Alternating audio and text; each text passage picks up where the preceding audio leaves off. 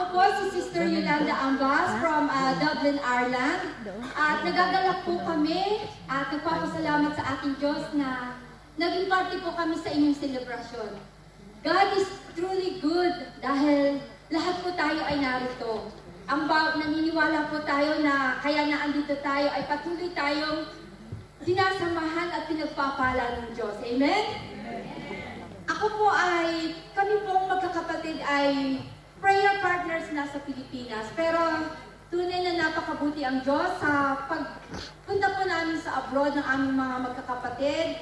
Ay doon po lalong mas nahubog ang aming buhay pananampalataya. At hindi lang po yun, nagkaroon po kami ng opportunity na to serve God. Di po ba ang paglilingkod sa Diyos ay isang tunay na biyaya? Amen? Amen. Personally, ang maiipatotoo ko po sa inyo ay napakabuti ng Diyos. Kasi po, I really have personal encounter with the Lord. June 2020, ako po ay isang nurse. Nagtatrabaho po ako for 7 consecutive nights. Yung linggong yun ay very busy po kami. Monday morning, sinabihan po ako ng isang staff ko na, "Sister, umuwi." Sis, sabi niyo ganun, "Umuwi ka na. You look so tired." So, umuwi po ako. Kaya lang po, maybe it's only just maybe 400 meters away from the corner ng aming tirahan. Nakatulog po ako. Yung sasakyan po na dinadrive ko ay napapunta dito sa kabilang linya. At hindi ko na po naamalayan. Namalayan ko na lang po nung sumalpok yung sasakyan ko dun sa isang sasakyan na nasa unahan. But God is good talaga po. Dahil ang una ko pong nakita ay yung usok. Tinignan ko po kung marami ang pasahero dun sa sasakyan na nabangga ko at kung may bata. But God is good kasi po pareho kami hysterical nung nakabangga ko. Ang natandaan ko po noon, nakita ko po yung nagdadrive ng sasakyan niya, naglalakad, inaakay. So, ibig sabihin po, hindi po pareho kami grabe. Noon ko po naranasan na ang Diyos lagi tayong sinasamahan. Amen. Kahit po isang guhit o sugat, kahit po isang tulo ng dugo, wala po ako. At na-discharge po ako ng araw na yun. At yung pong kabilang parte, ay ang mahalaga po, kahit may claim po siya sa amin, ang mahalaga po ay hindi ko siya nasaktan ng todo. Kasi kung halimbawa po, nag-isip ako, kung mas grabe, konsensya ko po yun. Kaya napakabuti ng Diyos.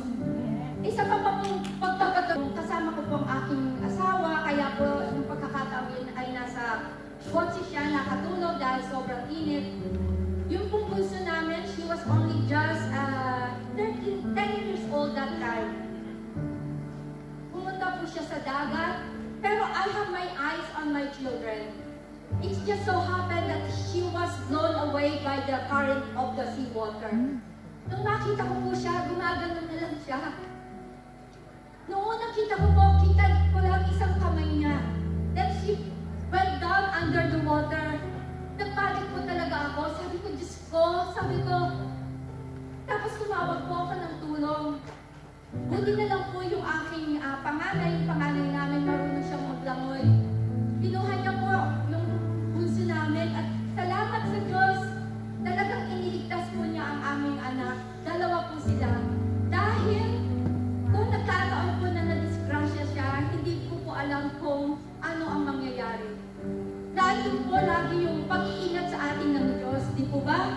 Yeah. Dahil sa banyo, naandun po yung pangako ng Diyos. Hindi yung banyo, yung pangako ng nakasulat sa salita ng Diyos na lagi tayong iingatan.